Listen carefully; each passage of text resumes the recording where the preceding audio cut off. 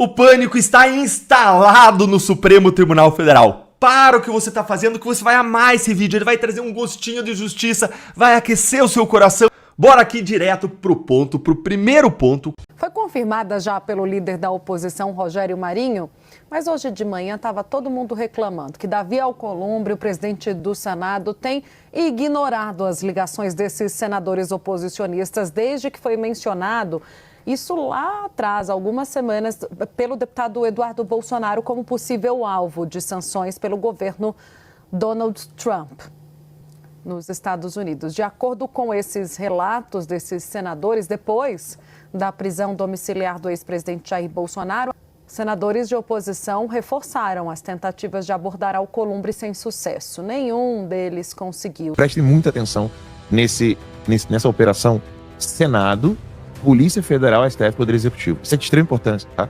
Alcolumbre, você é maluco de achar que não tem ninguém sabendo de nada? No mesmo pé. Vamos lá, produção, vamos mostrar o que é a BIM paralela de fato no Brasil. Esse documento aí, Lacombe e Marx, é um documento de 1981. Ou seja, tá. Então, esse documento aí é um documento confidencial, óbvio, né? Liberado recentemente para mim, e eu pude publicar isso no X. Esse documento mostra o tio do Alcolumbre envolvido com garimpo ilegal, ouro, venda de ouro, venda de metais, tudo isso de forma absolutamente criminosa no Amapá. Então, a partir disso aí, o que eu fiz? Eu falei, opa, então agora nós vamos usar toda a nossa equipe, todas as nossas forças para mostrar como é que essa família chegou a ter tanto poder naquele estado. Né? E aí agora sim, pode voltar lá pro tweet, produção, porque aí agora eu consigo... Isso. Aí eu escrevi assim, ó, o Davi Alcolumbre acha que o Washington DC não sabe como funciona a operação dos terroristas e narcotraficantes em relação ao garimpo ilegal. Ele acha que a lei Magnitsky é pesada. Na verdade, eu questionei, né? Ele acha que a lei Magnitsky é pesada? Agora sim, consigo ler aqui, obrigado. Creio que ele não saiba o que são as sanções relacionadas a quem está ligado ao terrorismo. Magnitsky é fichinha. Porque o que acontece? Vai para a parte de baixo ali, produção, enquanto eu vou fazendo uns comentários aqui. O que acontece? O Alcolumbre acha mesmo que ele vai ficar ileso de tudo o que está vindo pro lado de Alexandre de Moraes, Fábio Shor e companhia. Será? Não. Ele não vai ficar ileso por um simples motivo. Ele é quem está segurando tanto a anistia quanto o impeachment do Alexandre de Moraes. É ele quem está segurando. Então ele é quem está inviabilizando as duas únicas vias possíveis para o Brasil ainda conseguir ser chamado de um país, um Estado de Direito. Né? Termo, né? O Estado de Direito é um termo do final do século XIX, surgiu na Alemanha, e a partir de então todo mundo gosta de arrotar Estado de Direito. Estado de Direito. Ou seja, que aqui em inglês eles chamam de rule of law. Eu gosto desse termo em inglês porque ele demonstra duas coisas, né, Max? Primeiro que usar a palavra Estado em inglês, ninguém vai entender. Você fala assim, Estado de Direito, o americano nunca vai entender, por um simples motivo. A noção de Estado moderno é absolutamente inconcebível para o americano. Por isso que em inglês é rule of law, que é quase um império da lei. Né? Traduzindo assim, né? É o império da lei. Rule of law. Rule é você estar ali regendo, né, algo. Mas aqui eu estou falando império da lei. E o Estado de Direito seria o império da lei. Só que no Brasil tudo é manipulado e o Alcolumbre acha que vai ficar fora dessa. Aí clica ali deixa eu ver aqui, produção. Clica ali no documento agora. Agora vamos ao documento para a gente poder entender quem é a família Alcolumbre. Não, aí no caso, produção, volta ali rapidinho, desculpa. Vou ajudar aqui a turma. Clica, sobe ali um pouquinho. Sobe ali um pouquinho. Não, sobe, tá descendo. Aí, clica aí. Clica nesse texto de baixo aí. Isso, agora sim. O documento de 1981 revela que membros da família de Davi Alcolumbre já eram citados em relatório relatórios de contrabando de ouro durante o regime militar, o que, embora não envolva diretamente Davi, à época, né, tinha 4 aninhos, lança luz sobre o contexto familiar e econômico que sustentou o crescimento político de Alcolumbre. Vai descendo aí, produção. Agora vocês vão entender como é que funciona o jogo de poder da família Alcolumbre. Pode descer. Pode descendo. Obrigado. O irmão de Davi Alcolumbre, Josiel Alcolumbre, esteve envolvido em escândalos e alvo de investigações por corrupção, fraude em licitações e desvio de recursos públicos no estado do Amapá. Alguns dos casos, clica ali em Show More, ali, turma. Alguns dos casos vocês vão lembrar, o Máximo talvez vai lembrar, na época da Covid, as licitações, mas tem coisas piores. Então o que a gente tem ali? Desvio de mais de 1,4 milhão em recursos públicos na área da saúde durante a pandemia de coronavírus. Detalhe, Davi Alcolumbre era quem estava tacando fogo para a CPMI. Era CPI, né? Não era CPMI, não era mista. Era do Senado, foi no Senado. CPI da Covid. Saiu alguma coisa com relação ao irmão dele? Não, mas a gente vai explicar por quê. A PF identificou que empresas ligadas a Josiel, irmão de Alcolumbre, foram beneficiadas em contratos, direcionamentos com indícios de fraude em licitação, lavagem de dinheiro e organização criminosa. Pode ir descendo, produção. Obrigado. Aí, O Josiel é o daquele do aeroporto ou é aquele do aeroporto é outro? É o do aeroporto. Ah, é do aeroporto. O próprio. Como se não bastasse, tem um lance do aeroporto ainda que a gente vai chegar lá.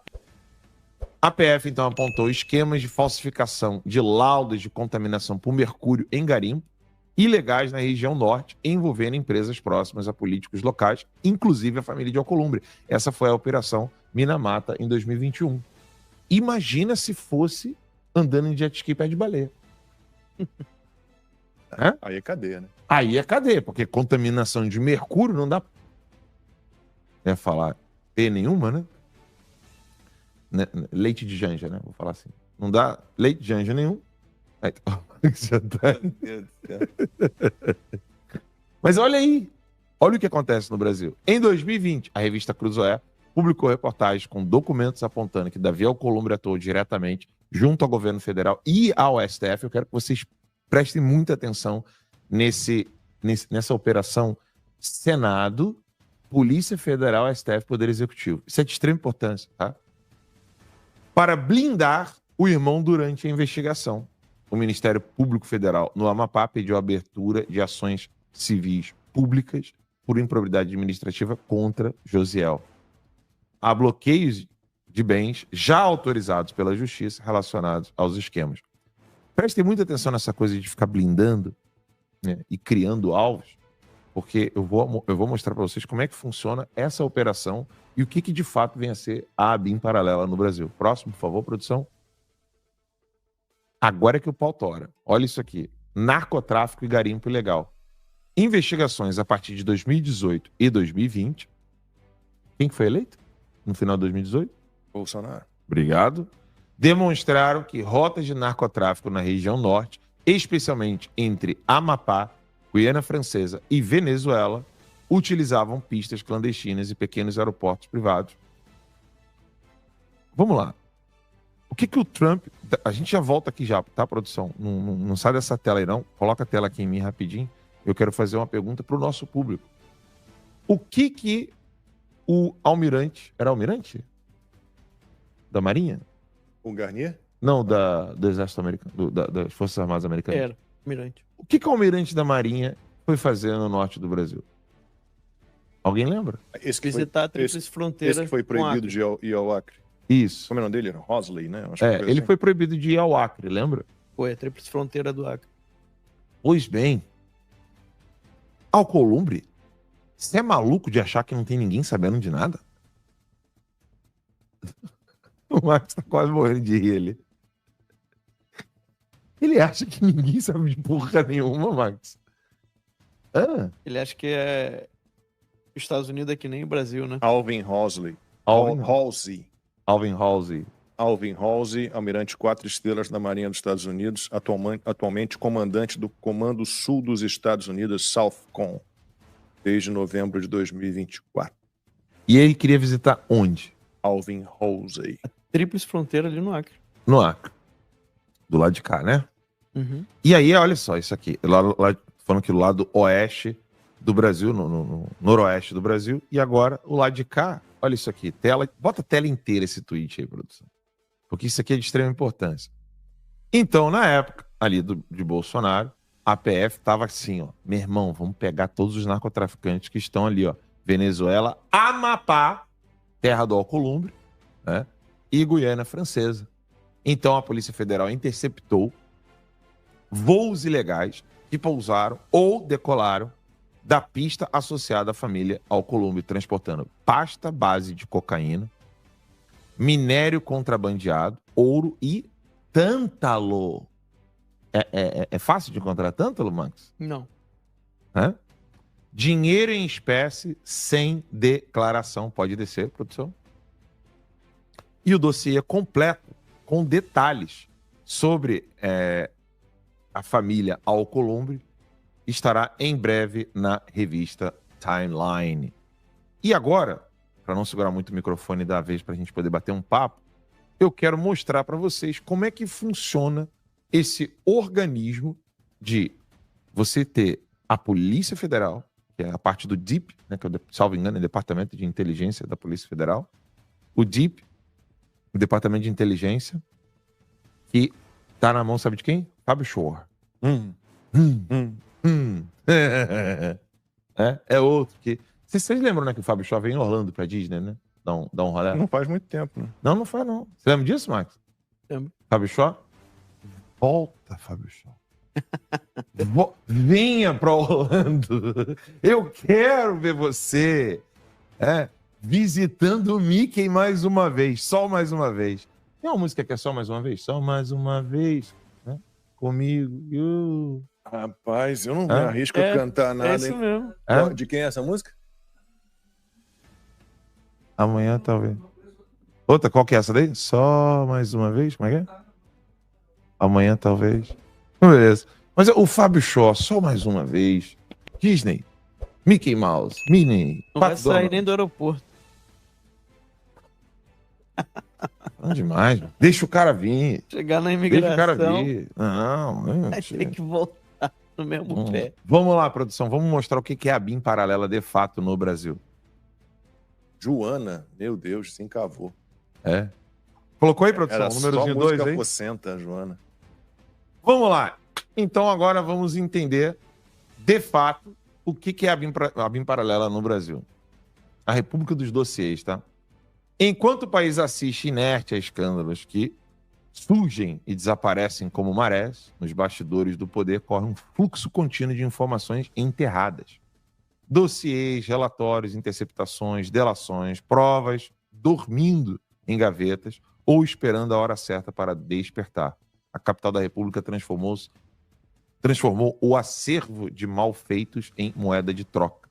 O que é isso? É o compromato. Eu me lembro do professor Olavo dizer que o Dirceu ele andava em Brasília, ou anda ainda, com um bloquinho de papel com todos os podres de todos os políticos. E aí, toda vez que ele ia para um encontro com o cara, ele chegava, antes de dar oi, antes de dar bom dia, antes de qualquer coisa, ele virava e falava assim, você estava no hotel tal, com a pessoa tal, no lugar tal, ou você tem a empresa tal, ou... Ele já chegava, tudo bom? Bom dia. Meu nome é José Dirceu. Isso é gente finíssima. Não, e agente secreto do partido do exército cubano, que tá aí, ó, livre, leve e solto no Brasil. Agente, ele é, se eu não me engano, ele é coronel? Não sei.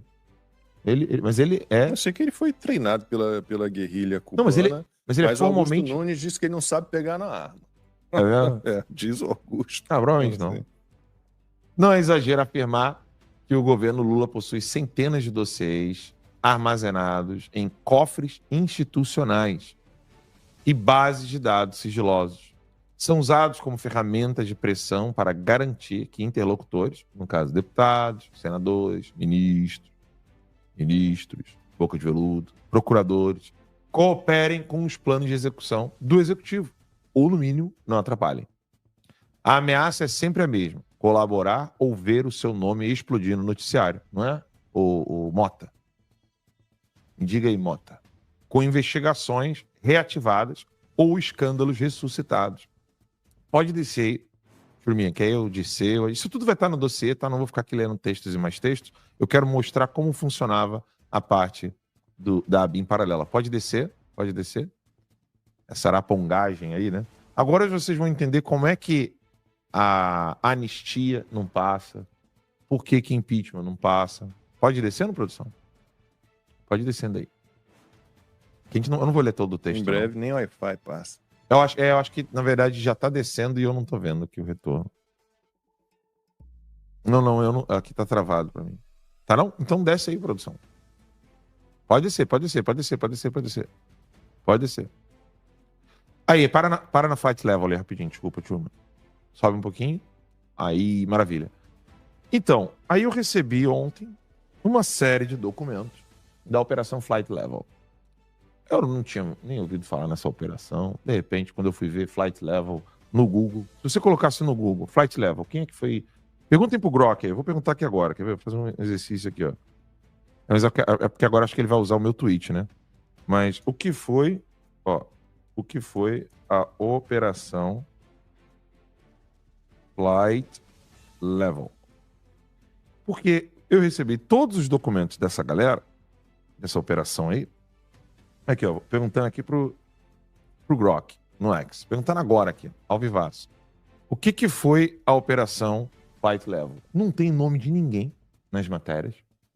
Ninguém. Você vai acessando os sites, não tem ninguém. O Grok colocou aqui. O Grok é o serviço de inteligência artificial do X, né? A Operação Flight Level foi uma ação deflagrada pela Polícia Federal do Brasil com apoio da Receita Federal. Gravem isso, tá? Polícia Federal e Receita Federal. COAF, depois. Em 12 de abril de 2021. Quem que era presidente? Bolsonaro. Obrigado. Essa operação, de 15 de abril de 21, lembremos-nos que o Terça Livre foi fechado em outubro. Bolsonaro estava ali, ó, no auge, conseguindo manter o país firme e forte no meio da pandemia. Mas o que tinha nessa operação? Essa operação foi com o objetivo de combater crime de tráfico internacional de drogas, organização criminosa e lavagem de dinheiro. Segundo o Grok, eu tô lendo o Grok aqui, isso que eu fiz agora, tá? A operação teve início após a apreensão em outubro de 2020, né, antes de 21, um avião executivo brasileiro no aeroporto internacional de... Vê se essa palavrinha soa legal para vocês. Lisboa, Portugal. Vai ter um fórum jurídico maravilhoso em Lisboa agora, daqui a pouquinho. Festa da democracia lá. Vai ter com um jatinho particular, né? Claro. Então, esse jatinho particular que foi para Lisboa, Portugal, transportava 175 quilos de cocaína e teria partido de Belo Horizonte, Minas Gerais. Detalhes da operação. Tô lendo o Grok aqui ainda. Nem é ainda o nosso dossiê, porque o nosso dossiê tem os documentos originais. Tá? Da Polícia Federal. Esse aqui é só o Grok. Eu só tô lendo aqui o que todo mundo pode ler. A PF identificou que sócios e operadores da aeronave estavam envolvidos em um esquema de transporte de drogas por meio de aviões privados. A organização criminosa utilizava laranjas e fantasmas para ocultar bens adquiridos com o crime, como imóveis, veículos de luxo, joias e criptoativos, Max. Cumprimento: 2 mandados de prisão preventiva e 20 mandados de busca e apreensão em cidades como Belo Horizonte, Lagoa Santa, Rio de Janeiro, São Paulo e Goiânia. Bloqueio de conta de 29 pessoas físicas e jurídicas, sequestro de 15 veículos, 5 imóveis e 8 aeronaves. Só que o detalhe é o seguinte, pode olhar aqui, ó, não tem nome de ninguém. Ó, pode olhar. Não tem nome de ninguém. Se você colocar no Google, assim, bom, peraí, operação de narcotraficante, cocaína e tal, e não tem nome de ninguém. Agora volta para a introdução do nosso dossiê, porque esse dossiê tá enorme, vai ser publicado na revista Timeline, e agora é que a brincadeira começa. Só para assinante, né? Só para assinante. Só para assinante. A Operação Flight Level, documentada neste dossiê da Timeline, é um exemplo trágico. Uma investigação sólida com provas, nomes pela primeira vez, conexões internacionais, abafada. Pô, peraí. Como é que você abafa um troço desse? Ligando narcotraficante. Tem PCC no meio, tá? Tem tudo. E ninguém, não tem nome de ninguém. Mas o nome de ninguém. Em nenhuma matéria de jornal. Isso foi na época do presidente Bolsonaro. Todo mundo ali batendo nele. Que agora acabou isso. Vocês já perceberam, né? Não tem uma operação contra o PCC. Não tem uma operação quase, bem dizer, contra o narcotráfico. É raríssimo a gente ver isso aí. No governo Bolsonaro, lembra que a gente fazia até negócio de... Botava até aquela música do Senna? Lembra? Sim. Porque era quase todo dia. Quase todo dia tinha apreensão, né? Quase todo dia tinha apreensão, cara. A Polícia Rodoviária Federal vivia fazendo apreensão. Era recorde atrás de recorde. Era recorde atrás de recorde. Eles quebraram vários recordes. Era impressionante. Eu ficava impressionado. Falei, cara, que isso, meu irmão? Eu tava ali, né? Vamos lá. Só para eu poder ler ali, produção. Obrigado. Por que ela foi abafada, né? Porque esbarra em figuras com foro privilegiado, né? Em nomes que não podem cair. Mas pode ser desengavetada a qualquer hora se alguém contrariar os interesses certos. Vamos ver. Esse é o real poder em Brasília. Saber o que esconder, quando vazar e sobre quem silenciar. Por isso que o Hugo Mota tá nessa, né? Vai descendo. Pode descer esse texto todinho aí, porque a gente não precisa lê-lo. Vamos lá pro dossiê da ABIN Paralela. Pode clicar aí, a verdadeira ABIN Paralela. Até a capinha ali ficou legal. A PF nas mãos do STF. A verdade sobre a DIP, Moraes, Fábio Shor e Ricardo Saad. Oi, Saad, tudo bom? Você não veio com Shor na Disney, né, na última vez? Tente outra vez. Rapaz, hoje eu tô, meu irmão. A coisa é linda.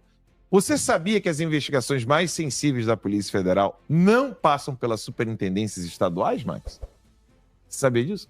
Não passa mais, acabou. Elas vão para onde? Elas vão direto para uma divisão secreta em Brasília, a DIP.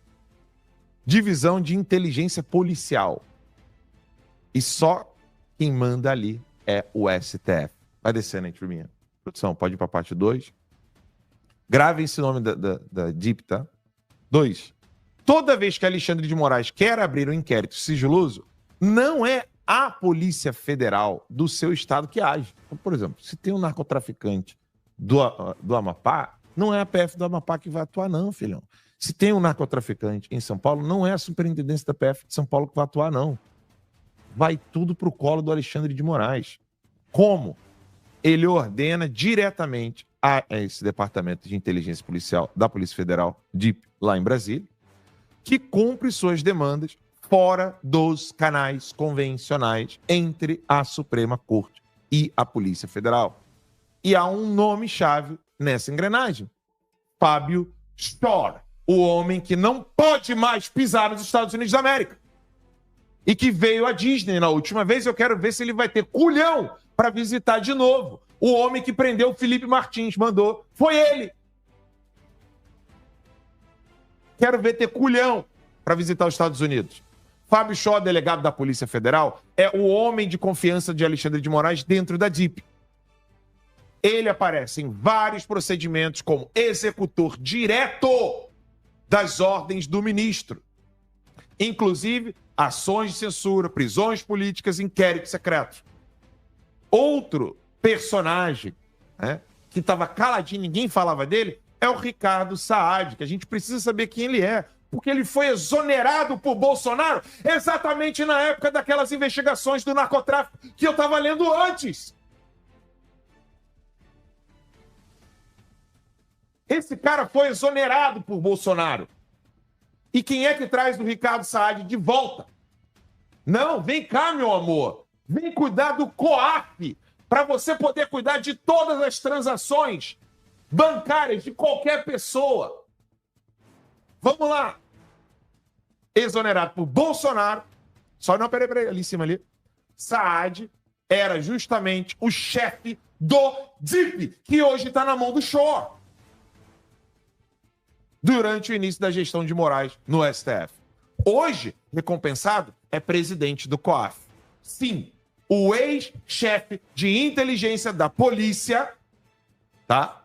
Que recebia ordens diretas do STF, agora preside o órgão que rastreia movimentações financeiras em todo o território nacional. É coincidência? Diz pra mim se é coincidência. O COAF, Conselho de Controle de Atividades Financeiras, é quem produz os famosos relatórios de inteligência financeira, os RIFs, né? Como os usados para quebrar sigilo bancário de investigados sem ordem judicial clara. Na prática, aqui nós temos a verdadeira BIM paralela.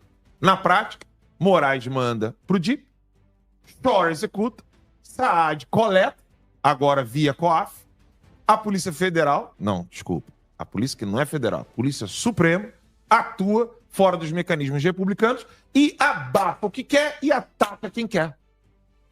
Faz a devassa na conta de qualquer pessoa ou simplesmente não fala nem o nome dessas pessoas nos jornais. Essa estrutura explica por que operações robustas como a Flight Level, que envolvia narcotraficantes do PCC, daqui a pouco a gente vai botar até matérias, algumas matérias que não estão nos principais jornais, matérias lá do Mato Grosso. Vou mostrar para vocês sobre isso. Que descobriu tráfico internacional por jatinhos, simplesmente desapareceram. A Flight Level simplesmente fez assim, ó. Não porque era uma que era o inoportuno, como é que é? Quando você incomoda? Incômodo da baleia? Como é que era? O Bolsonaro foi acusado? Importunação. Não é porque era uma importunação da baleia, mas porque era uma importunação por PCC, envolvendo nomes de políticos e de Brasília e de outros estados. Isso aí é a verdadeira Brasil Paralelo, a BIM Paralelo. A DIP, esse departamento, virou o braço de inteligência da STF, a KGB. Virou uma KGB mesmo. É muito claro isso. O Shore é hoje o presidente, ou sei lá, diretor, chame do que quiser, da KGB brasileira. E se ninguém investigar esse círculo de poder, a justiça vai seguir sendo usada como arma seletiva e não como instrumento de verdade. A prisão domiciliar de Bolsonaro irritou ministros do Supremo e deixou Alexandre de Moraes isolado na corte. Em primeiro lugar, tu acha que a ação da Mônica Bergamo é plantada? Tu acha que Mônica Bergamo ousaria a falar isso? A mesma pessoa que um dia antes escreveu às 11 da noite, né, horas antes, que Bolsonaro vai pra Papuda, não vai ficar em casa, porque ele tá bem de saúde e tá novinho. Ela odeia Bolsonaro. Não tem pra que ela passar um recado desse. Não tem pra que ela vender uma ideia que a corte tá desunida, que existe discordância. E aí ela vai falar com ministros. Aí você tem que se perguntar, será que ela foi atrás? Ou será que os ministros foram atrás da Mônica Bergamo? Será que os ministros não sabiam que essa nota seria publicada? Obviamente, vamos ser, assim, não tem conspiração. A turma queria que isso aqui fosse publicado. E aí que entra o ponto de entender para que serve a imprensa. E ela tem que ser utilizada. Você acha que se tem alguma briga, às vezes, na direita, e a pessoa quer explicar pro fulano que, olha, tal pessoa ali não é tão aliado nosso como você pensa. Você acha que a pessoa vai fazer o quê? Um tweet? Vai dar uma entrevista? Metendo o dedo da cara? Porque quando mete o dedo da cara, o que é que o povo fala? Ai, resolva no privado, o inimigo do meu inimigo é meu amigo. Vem todo aquele papo idiota de união da direita que ninguém aguenta mais. Então, muitas vezes, o povo usa a própria imprensa para um bater no outro e mandar recados. E é um recado, inclusive, do que se passa no Brasil hoje. A Mônica Bergamo continua com seu relato.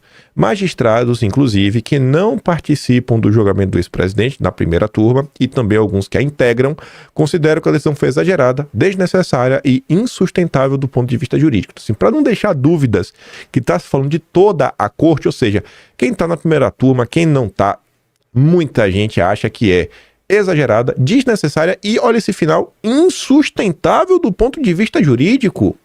E eu tenho certeza que você deve ter passado por algum comentário de algum petista, algum extremista de esquerda falando que é justo, que está na lei o que está acontecendo. Como também os jornalistas da imprensa, no primeiro momento, que adotaram a posição do PT de falar que a culpa é de Bolsonaro, que cavou uma falta. Vide André Sadi lá da Globo News. Com isso, dizem o ministro debilita o Supremo, justamente no momento em que a corte, especialmente ele próprio, estão sob feroz ataque de uma potência estrangeira, os Estados Unidos. Aí depois vem aquele disclaimer aqui, serve pra porcaria nenhuma, é o padrão que tem. Embora Moraes tenha com forte apoio dos colegas e reconhecimento pelo papel que ele desempenhou até agora e pelo preço pessoal que pagou na contenção de ataques à democracia, a impressão é que ele errou no caso específico. Só agora, né? Tá bom. Aposta e esperança, ou seja, aqui é o momento que a Mônica Bergamo vai avisar para o ministro o que os seus colegas não têm coragem de falar. Entre integrantes do Supremo, é de que Moraes pode reconsiderar a determinação que encarcerou Bolsonaro em prisão domiciliar. O que eu acho que não muda mais nada. Porque se voltar atrás vai ficar feio, vai ficar parecendo realmente errou a mão, né? A imprensa vai tentar vir falar, não, tá vendo aí que quando ele erra... Aí vai sair narrativa de dizer, olha, tá vendo que quando ele erra ele volta atrás? Você tá vendo que quando ele erra ele volta atrás? Aí dá uma medida, né? Vou dar uma segunda chance. Ele pode fazer bem, né? Vou dar uma segunda chance. Porque eu sou bonzinho. Se errar de novo, vai preso de novo. Aí qualquer coisa o Bolsonaro fala, ou não fala nada, acontece um maluco que fala, olha, Bolsonaro de novo cavou a falta. Eles não vão largar o osso nunca. Enfim, o problema seria a personalidade do ministro, que dificilmente dá o braço a torcer e não costuma seguir ponderações dos colegas. Opa! Esse final é muito curioso, porque passa uma ideia que os colegas estão sempre fazendo ponderações. Ele nunca escuta, ó, as decisões dele são dele, viu? As decisões dele são dele. A gente faz ponderações, mas ele não quer nos ouvir. Que largada de mão, viu? Caso ele mantenha a decisão, os integrantes da primeira turma poderiam derrubá-la, o que não é considerado impossível, porém muito difícil de acontecer. Outro sinal. Olha, gente, é muito difícil de acontecer, mas saibam que se fosse levado para a primeira turma, nós não aprovamos, nós poderíamos derrubar. Mas ele tem que remeter para a primeira turma, né? A gente não pode chegar lá e pautar do nada. Mas que coisa, né? Do ponto de vista técnico, magistrados ouvidos pela coluna, magistrado no plural, viu? Consideram que não faz sentido Moraes afirmar em decisão anterior que Bolsonaro estava liberado para proferir discursos em eventos públicos ou privados e, na sequência, mandar prender o ex-presidente porque ele falou a manifestantes em Copacabana no domingo. Aí agora veja que aqui é sensacional. O que toda a imprensa omitiu, os magistrados fizeram questão de falar com a Mônica Bergamo. Neste dia, por meio de ligação telefônica transmitida em viva voz por seu filho, senador Flávio Bolsonaro, o Jair disse, aspas, boa tarde Copacabana, boa tarde meu Brasil, um abraço a todos, é pela nossa liberdade, estamos juntos. Uma matéria como essa fez questão de mostrar, né, o grande ataque de Bolsonaro que não foi nenhum. Que largada de mão, viu, dos coleguinhas. Do ponto de vista político, integrantes do Supremo afirmaram à coluna que a decisão de Moraes teve o condão de quebrar o consenso que existia até então entre amplos setores do empresariado, da imprensa e da opinião pública, de que os ataques do Trump ao Brasil estavam tendo respostas adequadas do Supremo. O vento estava a favor do Supremo e contra Trump e Jair Bolsonaro, mas desde segunda, dizem, começou a mudar. Peraí. Aí vocês estão entendendo que eu falei do horário? Essa matéria saiu às 5h52. Que hora a Mônica Bergamo começou a escrever? No mínimo ela gastou meia hora para escrever isso daqui e ficar toda prontinha. No mínimo, porque tem que revisar, cara. Com certeza mandou para revisão, olha, posso publicar dessa forma? No mínimo meia horinha, mas no mínimo. Eu sei que era 5 da tarde para ser muito bondoso. Vocês acham que teve tempo de alguma coisa? Vocês acham que teve tempo de alguma coisa? De medir a opinião pública? Numa decisão da noite do dia 4 até ontem, foram menos de 24 horas. Em menos de 24 horas deu para perceber isso tudo? Aí ela vai. Antes da prisão de Bolsonaro, diversas pesquisas mostravam que a população brasileira estava contra as atitudes do Trump, condenava a família Bolsonaro por causa do tarifaço. A reação de Lula em defesa da soberania brasileira também era aprovada pela maioria. Até mesmo a decisão de Moraes de colocar a tornozeleira foi aprovada pela maioria, acreditava que ele poderia sim fugir do Brasil. Aí vem, ó, empresários, economistas, cientistas políticos, advogados, diplomatas e chanceler. Que grupo gigante, né? Todo mundo agora. Eram praticamente unânimes em dizer que o norte-americano tentava submeter o país a uma chantagem que Bolsonaro e seu filho estavam traindo a própria pátria. Depois da decisão de Moraes, afirma um magistrado, qual queria saber, a conta do tarifaço de Trump começou a cair no colo do Supremo. Editoriais de jornais, no plural, só teve um, que foi o do Estadão. Mentiu, né? Analistas e empresários passaram a criticar duramente a decisão de Moraes. A defesa de Bolsonaro já recorreu para que o magistrado reconsidere a determinação. É sério, velho? Em menos de 24 horas, não teve editorial, só teve um editorial, que foi do Estadão, só. Então, assim, você vê que claramente essa matéria, ela não condiz com a realidade Essa matéria é muito mais para passar um recado do que qualquer outra coisa. E ninguém vai me convencer do contrário. Isso aqui não é torcida, é apenas uma análise simples e racional do que está acontecendo. É só olhar o horário que foi, o horário da decisão de Bolsonaro, o horário que essa matéria foi publicada e já conseguiu medir tudo isso. Que empresários são esses aí que passaram a criticar duramente? Qual foi, pô? Eu não vi nenhum até então. Que coisa, talvez tá sendo por WhatsApp, talvez receberam a mensagem do Dedé, da tropa do Dedé. Então, assim, de forma mais que clara e cristalina, queria passar um recado. Queria tanto passar um recado, antes de mostrar a cara feia da Mônica Bergamo, olha lá, meteu na capa. Prisão de Bolsonaro isola Moraes do Supremo, pode ser reconsiderada. Que baita recado, viu? Que baita recado. Que baita recado. Essa é a capa de hoje, dessa quarta-feira. Deram a capa pra Mônica Bergamo. Passar o recadinho. E abaixo tá aqui, ó, editoriais. Bolsonaro tem direito à livre expressão.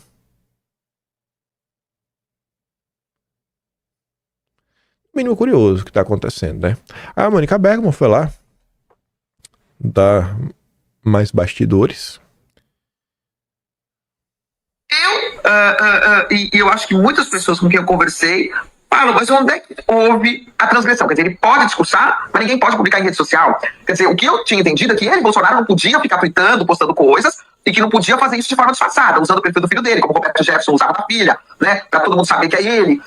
Mas se ele pode discursar, se ele pode dar entrevista, como que isso não pode ir para as redes? Então, está sendo considerada ali uma decisão inusitada do ministro Alexandre de Moraes, e eu acho que o que o ministro tem toda a razão de estar nervoso, vamos dizer assim, mas tem dado demonstrações cada vez mais fortes de que realmente está afetado, né, por tudo que está acontecendo. O ideal seria ele ter um pouco mais de sangue frio. Tá afetado, é? Vamos dizer assim, né? Coragem que ele não precisa mostrar mais que ele tem, firmeza ele não precisa mostrar mais que ele tem, e agora talvez fosse o momento de um certo sangue frio. Isso é opinião que não é minha, mas é de colegas dele da corte e de muitas autoridades do governo com quem eu conversei desde ontem, que acham isso, né? Quer dizer, se você... Não, a minha opinião é dos colegas dele e do governo Lula. Que largada de mão, viu?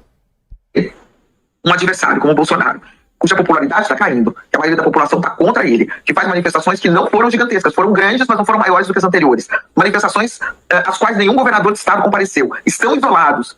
Deixa eles, então, seguirem, né? Porque eles estão perdendo o jogo. E talvez essa decisão, a gente não sabe quais vão ser os efeitos, mas talvez essa decisão, há um temor no governo, em alguns setores do Supremo, de que essa decisão não ajude em nada. Pelo contrário, dê uma força ali especial para Bolsonaro nesse momento. Pois é, né?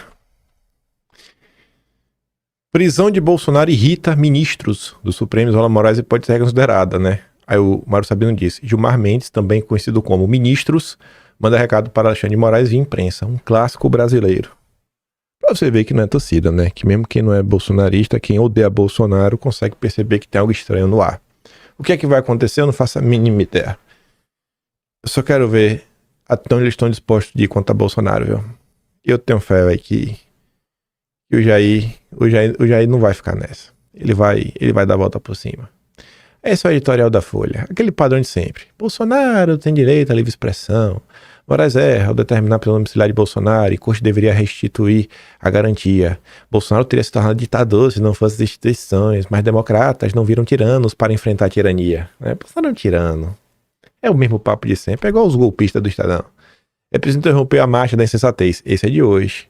Nem o golpismo bolsonarista, nem os abusos judiciais do Supremo podem ser normalizados, né? Eu não vou nem entrar em detalhe por causa do tempo. E ainda tem muita coisa que eu quero comentar com vocês. Mas vamos continuar. Ah, tá. A turma fica nesse papo, né? Ah, soberania, papapá, pipipi, tipo a turma do Lula, né? O Marco Sintra falou, acho que bem, por poucas palavras. Pedir socorro internacional contra ditadores não é perda de soberania. É a busca de aliados para garantir a soberania de um povo sufocado pelo autoritarismo e ilegalidades internas. Outro fator aí curioso para deixar no radar é que, como o próprio ministro Barroso diz, né? Ele pediu ajuda para os Estados Unidos porque os militares, né? Fazem muitos cursos lá fora. E agora tá mais do que curso, né? Em meio à crise, Estados Unidos cancelam reuniões com militares brasileiros. Parece aí que o desgaste e a crise institucional segue se alastrando pelo país.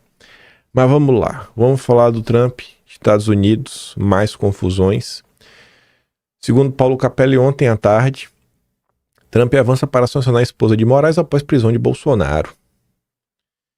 Após o ministro determinar a prisão domiciliar de Bolsonaro, Trump avança para aplicar sanções à esposa do magistrado. Nesta terça, a Casa Branca passou a discutir um conjunto de medidas em resposta à prisão de Bolsonaro, entre elas, a ampliação do tarifaço ao Brasil, a aplicação da Lei Magnitsky a mais integrantes do Supremo e a suspensão do visto de juízes auxiliares da Corte, autoridades da Polícia Federal, da PGR e de políticos com atuação no Supremo. Até o momento, as restrições a Viviane Bastos de Moraes são a medida mais concreta em análise. Washington entende que sancionar advogada seria uma extensão das medidas que já afetam Alexandre por meio da Lei Magnitsky. Na visão da Casa Branca, a sanção impactará de forma significativa as atividades do escritório Bastos de Moraes, ao impedir que seja contratado por norte-americanos e pessoas e empresas que tenham negócios com os Estados Unidos. Ao aplicar a Magnitsky a Alexandre de Moraes, o governo Trump não havia imposto sanções à cônjuge do ministro. A ampliação do tarifaço ao Brasil é outra possibilidade, mas não conta com o apoio de Eduardo e de Paulo Figueiredo. Ambos atuam para que as novas tarifas não sejam implementadas, bem como para evitar que mais magistrados do Supremo sejam punidos com a Lei Magnitsky. Além dessa confusão que o Brasil está envolvido, que é dessa perseguição, dessa caça às bruxas, contra Bolsonaro, é a questão da importação do petróleo, diesel russo. E ficou para hoje aí, Trump disse que a decisão sobre tarifa contra quem importa petróleo russo será divulgada nesta quarta. Então talvez, junte aí a fome com a vontade de comer. E aí o governo brasileiro receba mais uma surpresa por conta da perseguição a Bolsonaro. Inclusive, saiu mais cedo aí, o pessoal do mercado financeiro tá de olho nisso, Trump anunciará sobre tarifas sobre países que compram energia da Rússia amanhã, após reunião com russos. Índia, China e Brasil estão na mira. O Brasil tem sido o segundo maior importador do diesel russo, aproveitando descontos desde sanções dos Estados Unidos e Europa ao país. A observar o impacto disso, inclusive na economia local, Ontem apareceu a turma aí, do empresariado, mas acho que não teve tempo ainda de falar sobre a decisão contra Bolsonaro. Estavam preocupados com outras coisas. Você vê, Paulo Scaff assume a presidência da Fiesp pela 5ª vez e critica a tarifaço de Trump. O empresariado brasileiro, representado pela Fiesp, ainda trata os problemas do país como se fossem apenas externos ou administrativos. A expectativa é que o governo consiga negociar com os Estados Unidos como se as tarifas aplicadas fossem decisões pontuais, sabe? E não uma resposta à percepção crescente de instabilidade institucional.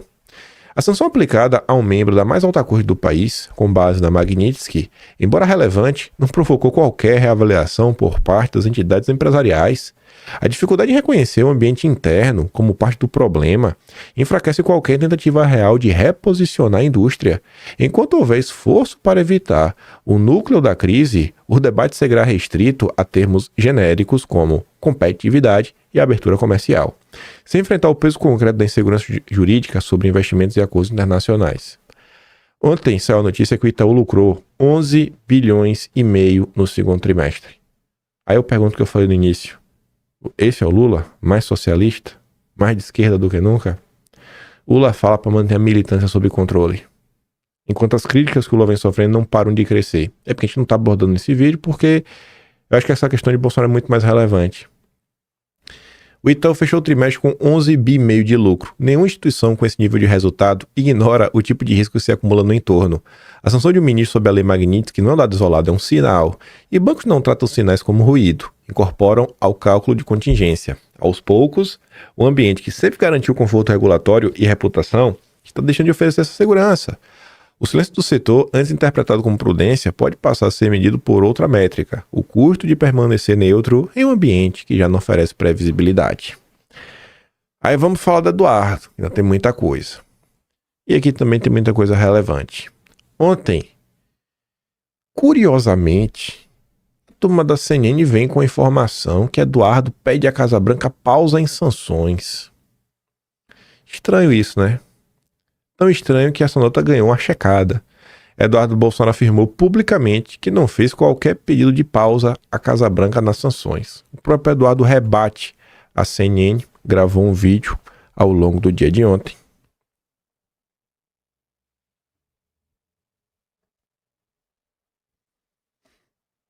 Meus amigos, só para deixar claro uma coisa aqui, não existe qualquer tipo de recuo. Estão sendo veiculadas aí matérias dizendo que o Eduardo Bolsonaro recuou e está pedindo para não sancionar os ministros, que eu não estaria disposto a encará-los. Eu abri mão do meu mandato, eu estou aqui nos Estados Unidos único e exclusivamente para essa pauta. Agora, eu quero chegar a uma possibilidade menos traumática. Eu quero isolar o Alexandre de Moraes. O meu desejo aqui é por justiça, não é por vingança. É por isso que a gente está seguindo um passo a passo. Começou com a retirada dos vistos, depois com a sanção ao FEC. Quem sabe amanhã a esposa do Alexandre de Moraes e outras autoridades venham a sofrer as mesmas sanções. É simplesmente isso. Quem está falando em recuo, quem está falando que eu desisti de colocar adiante outras medidas rigorosas como sanções, está mentindo para você. Aí, né? Eduardo rebateu a CNN ali, ó. Eu não pedi pausa. Reforço, ainda que confio 100% no presidente Trump para tomar as melhores decisões neste caso. E desejo uma resposta dura a esta nova dobrada de aposta de Moraes em prender Bolsonaro sem crimes, sem evidências. Moraes é como bandido, só respeita o que teme. Essa fala do Eduardo Bolsonaro eu acho que não é à toa. O só respeita o que teme. E a gente já fala disso. Antes, eu quero mostrar uma coisinha, que eu acho que vocês vão entender fácil que não é birra. O senhor Flávio Azambuja, também conhecido como Mão Mole, defensor, né, da tropa intergaláctica. Acho que ele segue aí como comentarista na Revista Oeste, não sei se já foi demitido. Mas Eduardo postou, depois Eduardo comentou em cima da postagem que ele fez, né, complementando, dizendo, ó, entendo que Alexandre tomou a decisão de prender o meu pai ainda, sem o respaldo dos colegas, busca um caminho para o Brasil e este caminho passa pela anistia ampla, geral e restrita. Neste sentido, minha visão pessoal é de que sanções magníficas contra outros ministros neste momento talvez não surta o resultado esperado, mas confio 100% na capacidade do Trump de tomar a melhor decisão, pois é alguém muito mais qualificado do que eu para isso. De toda sorte, gostaria de lembrar que não há qualquer recuo. Não significa que mais ministros não possam sofrer sanções em um futuro próximo ou nem mesmo que o governo americano acatará as minhas sugestões. O Trump faz o que o presidente Trump acha que tem que fazer e quando ele acha que tem que fazer, confio totalmente em sua liderança.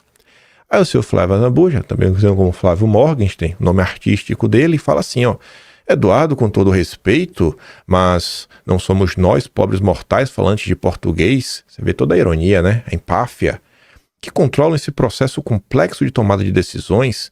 Temos de dar liberdade ao povo e punição aos tiranos. Não brincar de joguinho de xadrez contra uma ditadura. Poderemos perder tudo. Gostei dessa parte, né? De acusar Eduardo de fazer o xadrez, joguinho de xadrez. Aí se você acha que isso daí é só um comentário qualquer, esse grande comentarista da Revista Oeste, defensor do novo, 2025, e ainda temos de ler coisas como esperamos que os outros ministros reflitam e não sigam este caminho de perseguição. Está na hora do Congresso reagir. Se isto não ocorrer, será o fim da democracia. Hoje entendo porque o Olavo de Carvalho falava tanto palavrão. Aí o Malabi disse, pior foi ler que era melhor sancionar só um ministro, pois o restante iria pensar melhor escolher o lado certo. Aí ele se refere ao Eduardo como puta ideia de mongoloide. Então para o seu Flávio Morgenstern, Eduardo Bolsonaro é um mongoloide. Estratégia do grego estratégia. É um mongoloide. Vou botar aqui, ó. Deixa aqui essa matéria. Que ele tem a cara do Eduardo ali. Gente, vem cá. Bota tic-teco pra pensar. Tu quer se vingar ou tu quer resolver? Tu quer gerar um isolamento? Olha tudo que a gente comentou até agora. É errado falar que você consegue perceber um isolamento? Qualquer pessoa com 2 neurônios não consegue ver que começa a ter um certo isolamento? Tu acha que reagir com o fígado nesse momento e bater em todo mundo ao mesmo tempo vai acontecer o quê? Vai ficar todo mundo nunca falar, tu lascou com a gente tudo, então é isso aí. Onde é que tu quer chegar com isso? Sabe? Vamos pensar o seguinte, chega aí e sanciona os 11. Os 11 entram na Magnitsky, e aí? Vai fazer o quê? Se eles cederem, eles não vão sair da Magnitsky se eles cederem. Não é assim que funciona. Uma vez que entra, pra sair, é um parto. Os especialistas já comentaram sobre isso, leva 7 anos pra sair. Então se você colocou os 7, os 11, ele não tem mais nada a perder, vai fazer o quê? Vai fazer o quê? Por que cargas d'água eles iriam querer abandonar o coleguinha? Aí que eles vão fechar ainda mais no espírito de corpo. Não é lógico isso? Mas segundo o Flávio Mogas, Eduardo é um mongoloide. Jogando xadrezinho. Você tá entendendo? E o curioso é o seguinte, ó. Esse grande pensador da direita, que quer se colocar como intelectual, que não produz porcaria nenhuma, fez um curso aí meia bomba da Primeira Guerra, que só faltou dar o toco aí na galera, porque prometeu rios e fundo, depois publicou nada, depois sumiu, terminou nas coxas só para falar que entregou, cobrando valores exorbitantes, como toda a turma aí da direita que adora vender um curso. E eu acho que eu posso falar disso, né? Porque eu não vendo curso, eu não fico tirando dinheiro dos outros para querer me aproveitar. Eu tenho certeza, se eu falasse aí que eu tô vendo até caneca vocês comprar só para me ajudar. Mas eu não sou um mercenário igual essa galera aí. Vem cá, irmão. Por que tu não vai lá e vai lá fora lá e resolve? Por que tu não pega teus amigos aí do Partido Novo, daquele grupinho de WhatsApp, malandro lá, você, Leandro Russo? O Leandro já tá até lá, pô. Você vai lá, vai os dois e resolve. Agora, a única pessoa neste país que conseguiu entregar algum tipo de resultado concreto, que até os isentões começam a reconhecer isso que a gente viu nos últimos dias, fiz questão de mostrar pra vocês, que é Eduardo Bolsonaro, esse aí que é o idiota. Joguinho de xadrez. O único cara que conseguiu. O único. A gente vê aí do dia 3, domingo, cheio, que eu acho que é um momento para cada vez mais você seguir apoiando o Eduardo, o que o Eduardo vem fazendo, dando destaque, manter a moral da tropa, né, focada numa direção, mas é o tempo todo. Isso daqui é só um exemplo. Eu tô batendo porque igual esse aqui tem vários exemplos. Ontem na internet tá lá a menina Sakura. Antigamente ela botava foto de capa, né? Um tweet de resposta do Bolsonaro pra ela. E ela se autotitulava a Japa do Bonoro. Agora ela quer ensinar pra Eduardo como é que reza a missa, né? Não, peraí que eu vou te ensinar, Eduardo. Então é o tempo todo isso. Os inteligentinhos que não fazem porcaria nenhuma, querem atrapalhar quem quer trabalhar. Aí, olha que curioso. Mês passado agora, no final do mês passado. Bota proíbe reunião de comissões no recesso da Câmara. Você proíbe, por quê? Porque comissões têm relevância. Por que as comissões, né? Por que as comissões? Vamos falar delas. Hoje, 9h30 da manhã, vai ter audiência com o Mike Benz. Aquele lá que falava da interferência, da USAID no Brasil, todas as coisas. Sabe onde é que essa reunião vai acontecer? Na comissão. Essa reunião só vai acontecer por quê? Porque é o Felipe Barros que preside essa comissão. Até quando vocês vão permitir que desses idiotas sigam tendo algum tipo de voz que só leva vocês pro abismo? Porque eles leram livros. Mil livros. Eles citam autores que não estão mais vivos. Pelo amor de Deus, velho. E quem tá trabalhando igual Eduardo, você apanhando aí. Se Hugo Mota se ausentar do país, eu vou pautar a anistia. Lá atrás tinha um acordo para isso não acontecer. Agora esse acordo, né, vale lá para trás, não vale para agora. Quem tá falando isso daí? O Altineu. Quem é ele? Vice-presidente da Câmara. Por que ele é vice-presidente da Câmara? Porque ele tava no bloco, porque o PL estava no bloco vencedor. E por estar no bloco vencedor e ter a maior bancada, o PL tem o direito de escolher a primeira vaga, escolheu a vice-presidência.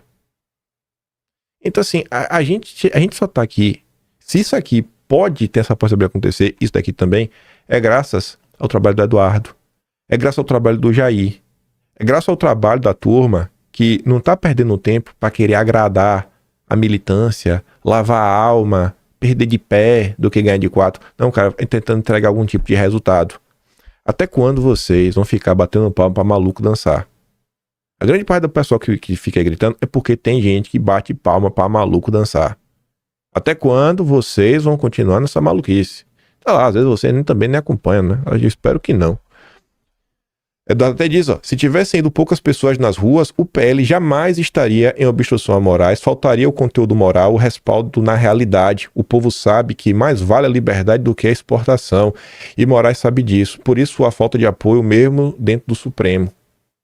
É o momento agora de ficar jogando pedra no Eduardo, chamando de mongoloide, igual o Mamole fala. Engraçado que o Mamole, eu fiz a brincadeira falando o seguinte, né? Que se a Daniela Lima gritar fora Lula e começar a defender o Deltan, o Partido Novo arruma pra ela um biquinho nas mídias de direita. Aí o Flávio Mogas foi defender o Deltan. O mesmo cara que defende Deltan ataca Eduardo. É curioso isso. Eu não consigo entender o que aconteceu com essa direita brasileira. Aí tava lá a turma, finalmente, né? Parece até que o Lula da Lima tá de férias, deixando pra ele trabalhar. Tá de férias do Lula da Lima, não pode uma coisa dessa. Enfim, eu acho que a turma aí tá engajada, viu? Gostando de ver essa oposição aí. Pela primeira vez na vida aí, realmente ocupando, passaram a noite, a clube mandou apagar as luzes, continuaram, ligar a tela do celular. Eu quero ver essa obstrução pra valer, ficar sentado aí e ninguém sair. Já agora você dessa cadeira não, irmão. Tire na marra. Vai mandar o segurança me tirar? Um segurança vir pra cima do senador? Dá logo ordem de prisão. E obstrução total. Por ocupação de espaço físico. Não vou sair da cadeira. Eu quero ver isso acontecer. Seu clube vai vir aí pra resolver na mão. Isso aí, cara, é obstrução. Não dá pra gente continuar da forma que tá as coisas no Brasil. Aí lá atrás, que foi o que eu falei, Eduardo, naquela fase... Deixa eu voltar aqui pra fase certinha. Que eu disse, ó. Só respeita o que teme. Porque eu falei que eu acho que isso também não é algo aleatório. Aí, pra bom entendedor, minha palavra basta. Eduardo ontem deu uma entrevista pro Paulo Capelli. Tarcísio busca diálogo com Moraes, diz o Eduardo. Silas Malafaia tem muito mérito naquilo que disse na vida paulista. Já entendeu que o Moraes não existe meio termo, não existe diálogo.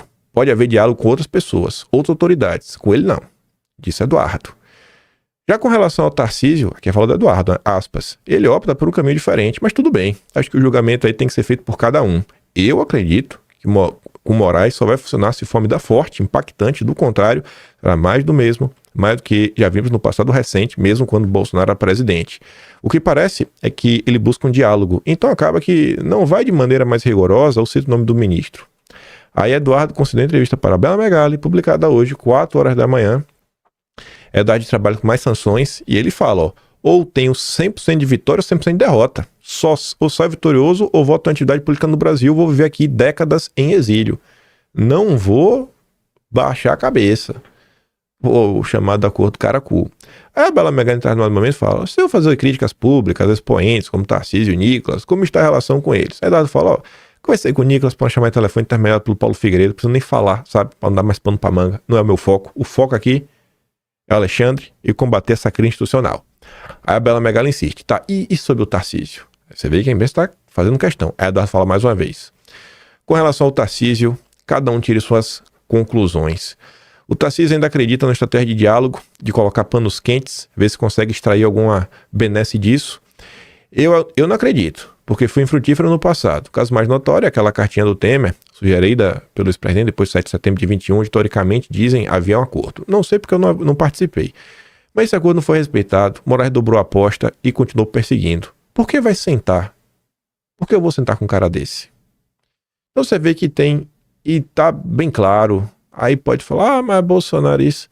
Tá aí, velho, sabe? Veio pra ficar essa confusão, essa divergência aí entre pontos, que também foi reforçada por outra nota, 3 no dia de ontem, o que me leva a crer que realmente existe aí um clima de satisfação grande com o governador do estado de São Paulo, que é que eu falo lá que eu disse no início, né? Só tem 2 partidos do Centrão que não aderiram a uma obstrução. 2 partidos grandes, né? Que é o Republicanos, que é o partido do Tarcísio, e o PSD do Kassab, que é o homem forte do governo Tarcísio. Então, talvez aí a turma tá bem chateada, porque talvez falte um certo empenho do governador Tarcísio, que ainda aposta no diálogo. Mas tá ali, ó, CA de Bolsonaro vem articulando a proposta na corte para evitar a prisão de Bolsonaro, queriam que Tarcísio como mensageiro, mas ele relutava em aceitar a missão. A ideia frustrada agora pela decisão do ministro de impor prisão domiciliar a Bolsonaro por descumprimento de medidas cautelares era indicar aos ministros que Bolsonaro abriria a mão de derrubar a inelegibilidade de Bolsonaro. Em troca, o Supremo não faria movimentos para impedir que o Congresso Nacional votasse um projeto de anistia. Na prática, o grupo tentava tirar de foco a disputa eleitoral de 26 e apresentar uma proposta de paz à corte em meio à série de consequências imprevistas que a crise política trouxe ao país. Bolsonaristas tentaram trazer Tarcísio para as articulações na semana passada, diante do entendimento que ele tem bom diálogo com a corte, mas o governador se esquivou, segundo relatos feitos à reportagem. Tarcísio disse que precisaria que Bolsonaro, seus filhos e demais aliados o legitimassem na função, mas que não vê esse movimento ocorrer. A nota fala disso, né? E Eduardo dá o destaque. A matéria tenta transformar em negociação o que foi na prática uma sequência de recuos, ruídos e silêncios táticos. Não tem não negociação. Enquanto isso, Eduardo Bolsonaro, que está nos Estados Unidos articulando a pressão, é tratado como problema. Seu nome não aparece. A narrativa foca em aliados sem rosto. Aliados? Que aliados? Fala aí quem foi, vai. Chama a atenção a tentativa de criar articulação ignorando o centro real da crise. O esforço parece menos para resolver o impasse e mais para neutralizar quem não aceita a acomodação com o sistema. O que vendem como estratégia é só gestão de danos, mas o conflito já se descolou. Fingir que Eduardo não está onde está não muda o fato de que o embate agora é global e não se resolve com aceno discreto, ao poder judiciário. Enfim, não tem para terminar não, tem mais um aqui. Esse aqui dá tempo. Vai demorar, viu, que vou ter que juntar depois o vídeo, vai levar um tempo para renderizar. Me perdoem pelo atraso que vai ser o vídeo de hoje. Vamos aqui o Adolfo Saxida. Olá, meu nome é Adolfo Saxida. Olha só, a oposição no Congresso está fazendo a sua parte. Agora é a vez dos governadores brasileiros irem a Brasília para demonstrar apoio à oposição e votar o impeachment de Alexandre de Moraes e a anistia aos atos do 8 de janeiro. Então vamos ser direto aqui. Governador de São Paulo, é contigo. Governador do Paraná, é contigo. Governador de Minas, é contigo. Goiás, é contigo. Rio de Janeiro, Santa Catarina, Mato Grosso do Sul, Amazonas. É a hora de uma grande frente ampla dos governadores irem a Brasília e pressionarem e ajudarem a oposição na votação do impeachment de Alexandre de Moraes e na anistia aos atos do 8 de janeiro. E atenção, a imprensa não está divulgando que equipes ligadas ao ministro Alexandre de Moraes checaram redes sociais de brasileiros e os classificaram em cadastro positivo e negativo, rapaz. E usaram isso de maneira sigilosa para manter prisões. Ou seja, você dá uma opinião política e uma equipe do ministro Alexandre de Moraes coloca um xizinho em você como se você apoiasse ou fosse contra o regime. Isso é coisa de regime chinês. Isso é proibido pela Constituição brasileira. Impeachment de Moraes, e isso tem que ser averiguado. Governadores, a bola está com vocês. Tenho fé em Deus que juntos vamos pacificar e reconciliar o nosso país. Eu tenho certeza, Saxida, que se os governadores entrarem em campo, vai ajudar bastante, sabe? Mas demais. E não me peçam, sabe, pra ter... irmão, Bolsonaro tá preso, sabe o que é isso? Bolsonaro tá preso, enquanto o povo vai estar fingindo normalidade democrática. Teve lá notinha de apoio, de repúdio, tweet, videozinho, eu quero ação. Tá preso, cara, tá preso, sabe? Vocês aí que devem o cargo a Bolsonaro está preso, sabe? Tem muita gente aí revoltada. Então, Bolsonaro tá preso. Fala de novo, Bolsonaro está preso, sabe o que é isso? Pois bem, né? Então, é hora de trabalhar. Parar com esse teatrinho. Ai, que o meu estado... Irmão, você é brasileiro, está no Brasil. O seu estado faz parte do Brasil. Então, você tem um problema gigantesco que assola o Brasil. Da mesma forma que quando teve lá a tragédia no Rio Grande do Sul, das chuvas, né? Que alagou, que era problema de todo mundo. Acho que também é problema de todo mundo. Pelo menos deveria ser. Então, tratem de cuidar bem do Jair. Sabe? É o mínimo, sabe? Não, enfim, né? Não me peça pra ter calma com essa galera. Já deu no saco já. Esse distrato aí com o Jair. Já deu no saco já. Eu mandarei lá os vídeos quando dei play, que dei play também lá no Telegram. Enfim, né? O que eu sempre falo no final, tá dito aí. A gente se vê amanhã. Mais um dia aí, que espero que tenhamos notícias melhores, né? Porque tá ruim. Espero aí que a turminha prudente não tenha medo de se sujar no meio da confusão. Tô vendo que a Eduardo tá ali trabalhando. Já os outros, é muita gente aí pra tentar, né, ensinar o padre a rezar a missa. Estarei aqui amanhã. Espero ver vocês também. E é isso. Fui.